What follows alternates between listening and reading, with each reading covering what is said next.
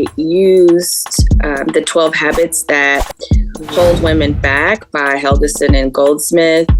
And I asked women of color, high school principals, their experience with the 12 habits that hold women back and the strategies that they use to overcome them. What were some of the top strategies out of those 12 that you identified?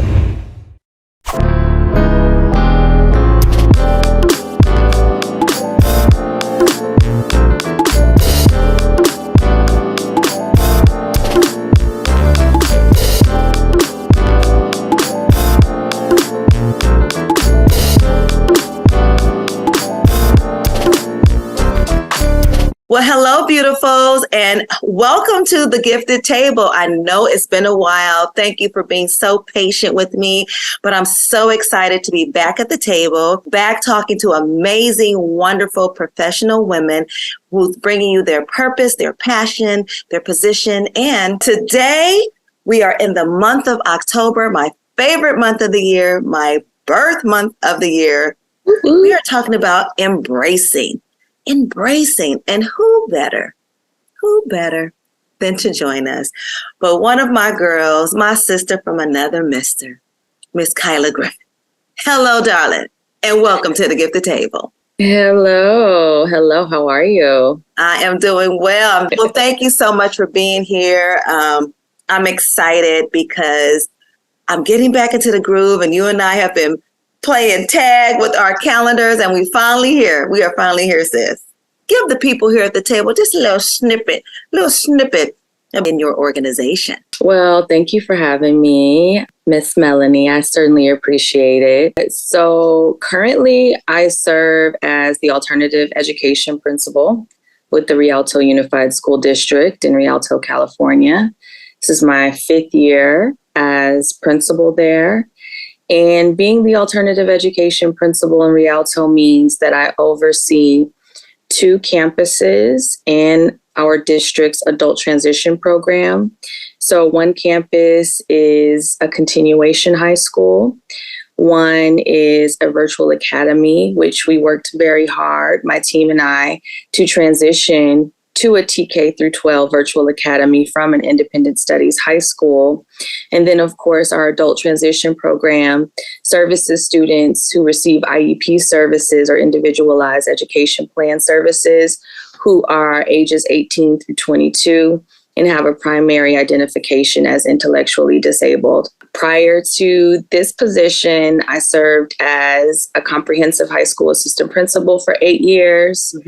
Prior to that, I took a break from education and worked as a program facilitator and trainer for the United States Marine Corps under Marine Corps Family Team Building Division at Marine Corps Air Station Miramar. And my role there was life skills trainer. So essentially what I did was connect with commanding officers of the helicopter and fighter jet units at Marine Corps Air Station Miramar in San Diego, and provided trainings for their junior enlisted Marines. So I taught everything from the pre-marriage class with the chaplain to personal financial management to team building and even the 7 habits of highly effective military families. That was a very fun and rewarding position. And prior to that, I was a classroom teacher for 6 years in both San Bernardino City Unified School District and in my hometown where I'm from, Detroit, Michigan. So I have a career that spans 21 years now. And 2 decades, honey. 2 decades. I can't believe it. As I'm going through everything. Over 2 decades, ma'am. Over 2 decades. It doesn't feel like that long, but it's been a long time. So this is so interesting. It's like you just crescendoed your career for me in a matter of moments. Your alternative school has 3 different focus areas. You're serving 3 different communities of students, really. Yes. And not to mention that you're an award-winning campus. Yes, we'll talk about that in a moment. We went from education to the Marine Corps and back to education. What was it that you took to the Marine Corps from the education profession that you used there? And then what did you learn from the Marine Corps and now bring to your leadership in education? What I brought to the Marine Corps was out of the box thinking and innovation. I was 27 or 26, I believe, when I worked for the Marine Corps, and I had to quickly establish credibility as a civilian in front of, I remember one of the biggest trainings that I gave was in the Bob Hope Theater at Marine Corps Air Station Miramar. And I think it seats about just under 1,000 people. So when you are young and innovative, people appreciate a fresh approach, especially in a system that's designed to create replicas. I mean, they have a Marine Corps, creed, they have regulations, systems, and very rarely do people break that. And if you do, you don't last very long. But I just brought all of the techniques and strategies that I used in the classroom to reach my students, to the audiences, the myriad of audiences, because one day I could be in front of a team of COs for an air wing. The next day I could be in front of a bunch of 18, 19, 20-year-old enlisted Marines talking about how you go and spend your money to purchase a vehicle under my personal financial management set of courses that I taught. And the next day I could be in front of, teenagers, kids who are trying to navigate having a parent that, was in theater or deployed at the time. Mm-hmm. So all of the things that you learn in the classroom as an educator, learning to think quickly on your feet, I employed there. Ironically, the thing that I appreciated the most about the Marine Corps after I left and came into ed leadership were the systems that were in place. Right. So, sometimes I find myself saying, man, this is what I miss about working for the Marine Corps, because there's a book of regulations. What are the regs? What are the systems? Why do we have to be sometimes so reactive in education? We should have a plan for a plan for a plan. And that's what the Marine Corps taught me. Wow. So you're talking about regulations and systems and just being in your, late 20s in these different spaces, talking to different people about a myriad of things. That's a really incredible space to be in. You know what I mean? Because it's like you entered in one way, but then when you left out, you took just all these other tools you put in your toolbox. And being an African-American woman, let's just kind of talk about that. How was that experience being a woman of color, civilian, going in, working, and I'm just going to focus on the Marine Corps right now, and just being in that space with such, like you said, regiments, with systems, with, titles, and what do they wear? The ribbon, not ribbons, but they're their accommodations and what they. Yes. So how was it as an African-American woman? Yeah. I think certainly the experience would be different if I were active duty Marine Corps. As a civilian, there's a little bit of grace that's offered when you don't know all the ranks and you don't know, to stand when the CO of a unit walks into the room. I remember even parking in the CO's parking space one time, and I'm sitting in my vehicle and I'm wondering, as everyone is passing by, why do they keep saluting the car? Just like, that's so weird. And then I learned later I was accidentally parked in the CO's parking space. So, I was offered a little bit of grace, and I bring that up because I think as an African American woman, in any profession, we feel the need to be perfect. And if we don't feel the need to be perfect, sometimes, unfortunately, our organizations or the culture of the organizations reinforce the idea that the work that we put out, the service that we provide, is going to be scrutinized, unfortunately, at a higher rate than it is of our peers, even other women of color. So how was it for me? It's difficult to say in that arena because I was a civilian. And I think, moving into my ed leadership career, the pressure of perfection has most certainly been felt here more so than it was when I worked as a civilian for the Marine Corps.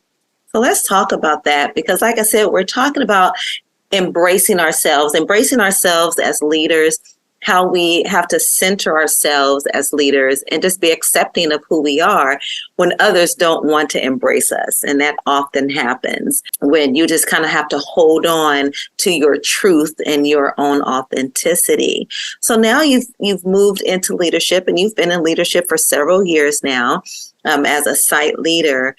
What are some of the things that you're finding, if any, because there may not be any, are some of the challenges that you have to turn into opportunities of change in your current role? Opportunities of change. I think I'm still mastering that. This is my 13th year serving as an instructional leader. I was so passionate about finding out if my experience or the various experiences that I've had were unique, that it drove me to make it a topic for my doctoral research. So I used the 12 Habits That Hold Women Back by Helgeson and Goldsmith. And I asked women of color, high school principals, their experience with the 12 Habits That Hold Women Back and the strategies that they use to overcome them. What were some of the top strategies out of those 12 that you identified? Some of the strategies that they utilized were self-promotion. Talk about what you do. Don't be ashamed. Your work, people will not recognize and acknowledge your work on its own. You have to be just unbashful about self-promotion. So from that, I have a Twitter that's a joint personal ed leadership focused Twitter account, or X as it's called now, and school Twitter, because I, as the site leader and principal and the contributor to all of these wonderful things that are happening. So you're going to know my thoughts about leadership. You're going to see the work that we do. I'm highlighting the achievements of the students and staff, but it's all coming from it's coming from my personal /school social media account. So that's one of the things that they mentioned. They mentioned having like-minded systems of support. So it's great if you are an elementary principal and you have a friend that's a high school principal, but you really need to connect with people who face the same daily struggles that you have to navigate as an instructional leader, because sometimes, even though leadership looks very similar in public education, you need someone who knows about the latest literacy initiative or why accelerated reading is no longer something that a lot of districts choose to go to enhance achievements in literacy from the students. A high school principal may not necessarily know those things. So have a strong system of support that is rooted in the particular path or grade level of ed leadership that you're in. And then one of the other ones that sticks out is therapy. You need to, if you are an instructional leader, you should be in therapy, because what happens if you're not in therapy is that everything that is unresolved is going to manifest in the way you connect with people, the way you engage with people, and the way that, unfortunately, you discipline people and how you deal with conflict. It's not all rainbows and sunshine when you are working in public education, especially as a site level leader. Of course, it should be about the students, but sometimes we have to deal with the behavior of adults. And if you have any unresolved issues with not liking confrontation, avoiding confrontation, getting angry, or harboring things, internalizing, personalizing. You really need to do a lot of self-reflection and self-work so you can manage your own mental health and peace of mind and stability if you want to have longevity in this career. That is so true. And so now, have you finished everything? Are you done with? I'm done. I've been done now for 3 years. Tell me. 3 years. So people, please welcome Dr. Griffin to the GiftEd table. Well, thank you. Thank you so much. So with that, but what were some of those things that were holding the leaders back, or potentially holding the leaders back, or tried to hold the leader back? What I did was ask them about the already established 12 habits that hold women back. Things like being too much in certain circumstances. What does that mean, being too much? Yeah, so being too much is when you navigate predominantly male spaces, you can be perceived as being too much with your reaction. And ultimately, what Helgeson and Goldsmith say is that you have to be fine with being grounded in who you are and being authentic in your style of leadership or whatever it is, the profession that you're in. No one really tells men to smile or watch their tone. And you have to stand 10 toes down, as it were, in what you believe in. One of the ones that certainly stuck out to me was not leveraging friendships. Women have a tendency to not want to take advantage of a friend in professional spaces, but men it's like will second do that. nature. It's second nature. It's second nature. So the it's almost expected. It's expected. So the authors compel women not to let that hold you back. If you know someone that can be the key to any obstacle that you're facing, right, you need to lean on those friendships and those connections and utilize them, because that's being strategic. Yeah, it is. And those are your professional allies. And we've talked about here at the GiftEd table several times about what I like to call, who's your personal board? Like, who are those people who are talking about you when you are not in the room? Who are the people who are recognizing your gifts, your talents, your capacity, your leadership style, whatever it is, and they are saying your name in spaces to help promote you. And as women, we often don't do that. It's like, why we are always so comfortable with, oh my goodness, thank you so much for allowing me to have this position.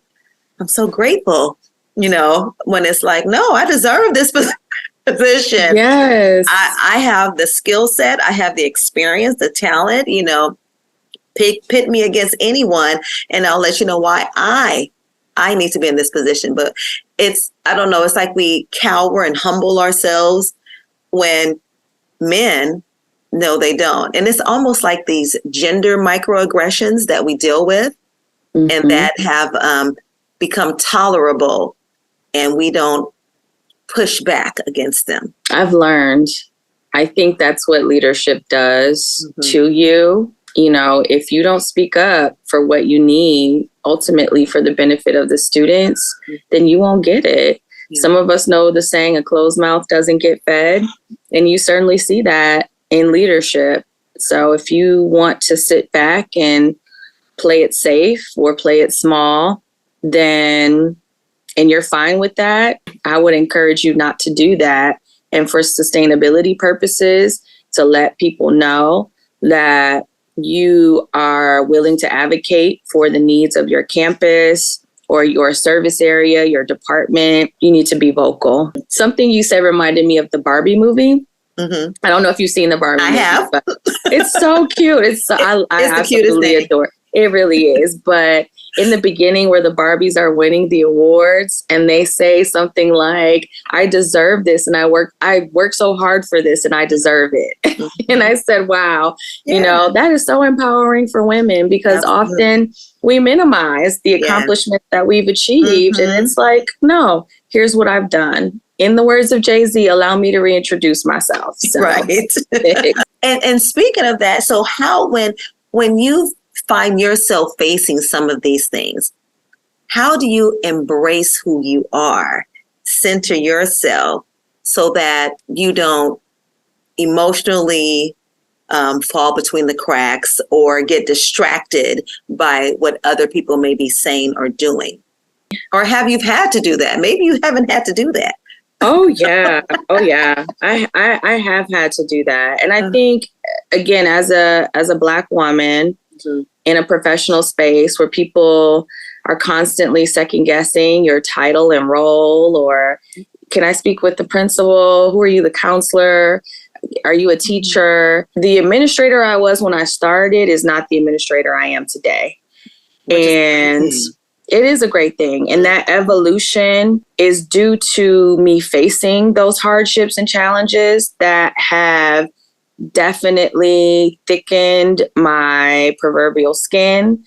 But I do owe it, really to what some of the ladies who participated in my doctoral research said. Get yourself a therapist, a mentor, a spiritual advisor, whoever can lead you through self-examination and really knowing, first of all, who you are as a person, what are your core values, what are your absolutes, and what are your non-negotiables is so very important, because you bring that with you. Because if you don't know those things, you can be easily swayed anyway, and people will pick up on that. And it just lacks authenticity. So what I do now is I meditate. I take days, not often, just to have a mental health decompression day.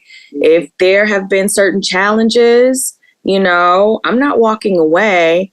I need to go in and reflect. And not everyone is that way, but I'm a person that needs to temporarily kind of, I know self-isolate is a bad term, but I just need to do some reflection alone and then come back just with an enhanced and refreshed sense of clarity on how to tackle certain situations. So those are some of the things that I employ now.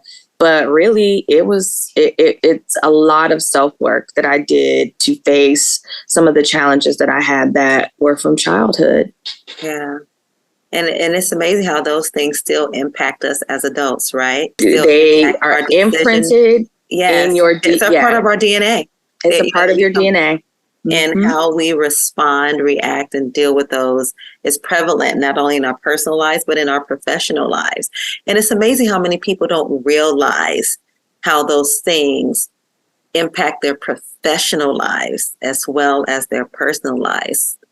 Personal life. So when you recognize and embrace those things about yourself, then you know how to, like you said, reflect, have some type of resolve, step back, take a breath, and come back refreshed so that you're not just reacting to a situation, but you're resolving a situation, or you're coming to some type of solution. How would you say that we need to be more mindful about embracing just women of color in educational leadership roles, be it at a school site, district office, whatever it may be? Two things come to mind. One is think about who's not in the room. I heard a colleague of mine, Dr. Ayana Balagan, who she's been on here. She's amazing. She's amazing. She leads equity work in our district. And that's one of the closing statements that she provides to every leader in our district when she encourages them to think about every single student on their campus. Think about who's not in the room when you're making a decision.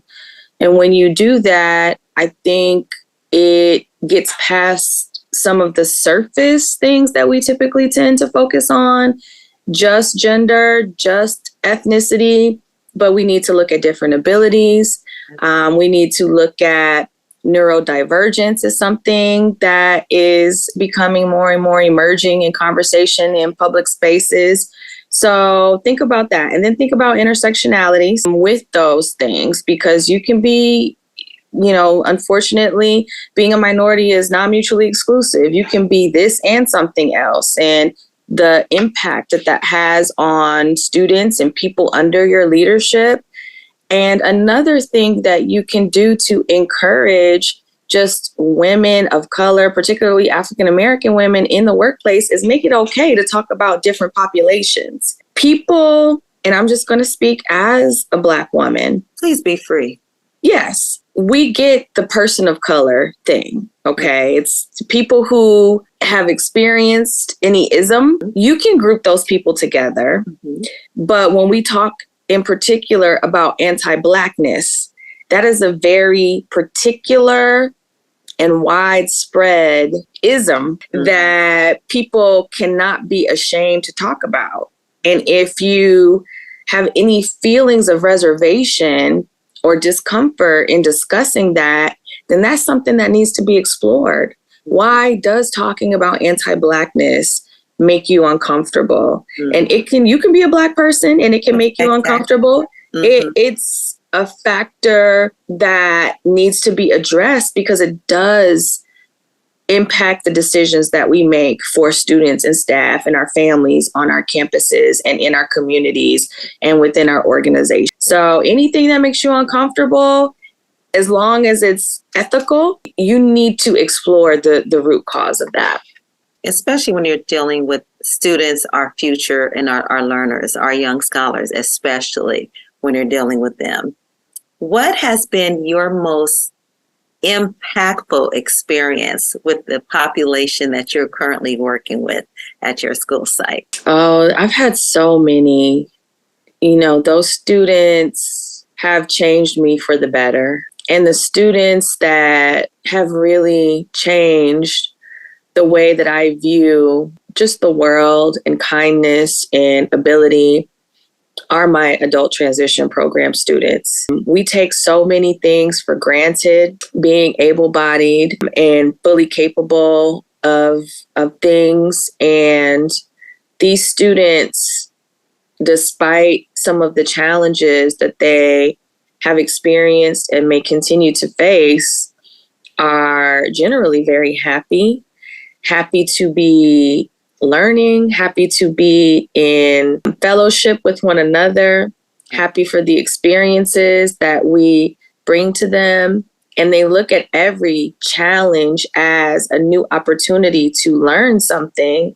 And there may be frustration along the way, but they are focused on the accomplishment and getting to the accomplishment. And on my worst days, interacting with our adult transition program students, it just brings me a level of joy that sometimes you need, because leadership is hard. I'm like getting emotional thinking about it, because you have nothing to complain about. When you look at students who, okay, wow, how do they navigate the world in public transportation, or getting older, or dealing with, people in the public when they may, be on the autism spectrum? How do they deal with all these challenges every day? And to them, they're not challenges. It's just how they navigate the world.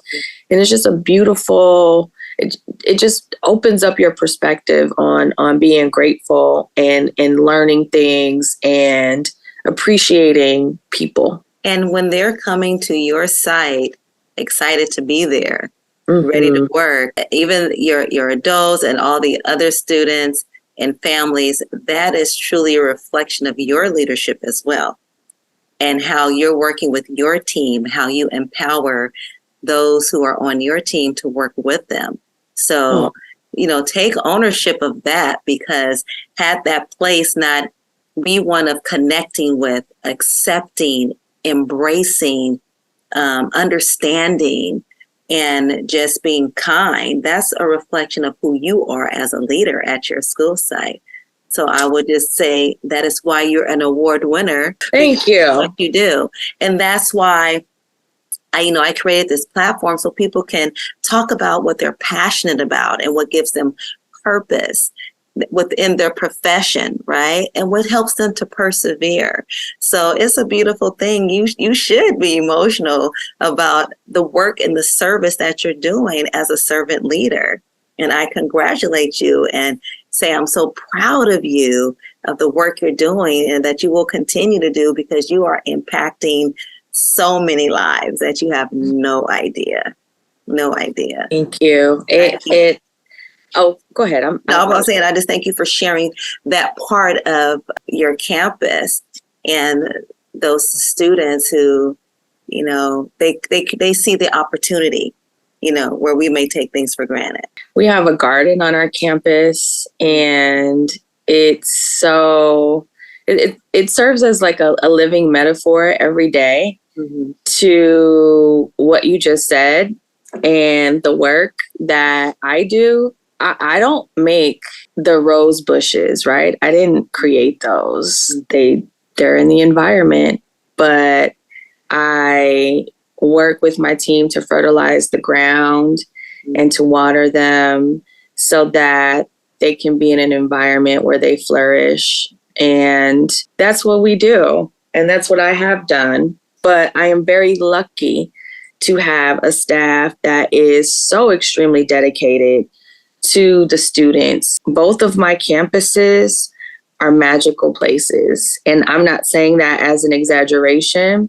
As a person with 21 years in this profession, I have worked with many great staff members before, but I have not been in a place where I feel like we all turn off our alarm clocks for the same reason every single day. I love it. And that is luck. So it's talent, and talent has met luck, and we create this amazing environment for our students. So I'm just very grateful for that.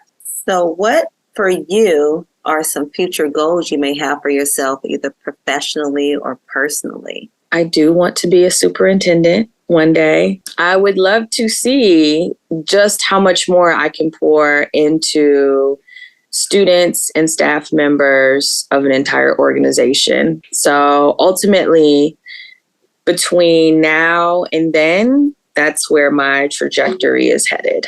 So in looking back, if we're looking back over your years of all these things, what would you tell teacher Kyla about preparing for who she is today? What advice would you give yourself looking back to become the leader you are today? What I would say is that, wow, you are going to grow so much in this profession. You will make some mistakes, but those will be small in comparison to the paths that you create for other students and staff members, the inspiration that you serve to Black students, and they will tell you. So even, I know it seems like they will not, but they will come back and tell you. You are so true to why you entered this profession, and you will only get better. And the work may not get easier, but you will grow so much that navigating it will become easier and second nature to you. Get ready for a wild ride in self-growth. But what the other person on the other side of this, you would be so proud of her. I love it. I love it. Now that was looking back. Looking ahead, future superintendent. Yes. What is it that you want, and what is it that you need? What I want is to create more seats at the table for more people that look like me, look like my sons, look like us. Create spaces where people can be their authentic selves in the workplace, be innovative in the workplace, create mental health days for staff members as a superintendent. I think that's so necessary when you're in a helping profession.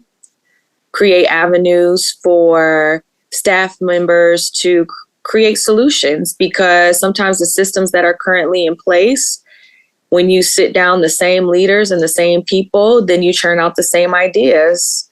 So talk to the students, talk to the families, see if the things that they bring to you can work. And when someone brings you something, say, why not? That's what has made you successful as a principal so far. Why not? Why can't it be done this way? And what is it that you need, madam? The community should volunteer at schools. Don't talk about what young people do if you're not working with the young people in some capacity. And most districts now will pay for fingerprinting and background screening. And even if all you have to give is 2 hours a week to your local school, it's 2 more hours that you've poured into these students than you would have. So every principal that I know would be grateful if we had more community involvement in any capacity on our campuses. So what I need is for the community to say, these students, these schools belong to us, and we're going to be present for them. Y'all heard it out there. She wants you to partner with her. Yes. And be present on campus. Absolutely. Once you get cleared. Once you get cleared, yes. Once you get cleared. Once you get cleared through the volunteer process, yes, partner with her. And bring some Nespresso pods. Yes. And bring some of those pods. Oh my goodness. This has been such a joy. Thank you so much, Dr. Kyla Griffin, for joining me here, for pulling up your seat so nice and close to the gifted table. It has truly been my joy to speak with you and have you share and just to learn so much more about your experience as a beautiful leader. Thank you so much. It was a wonderful conversation. I appreciate you having me.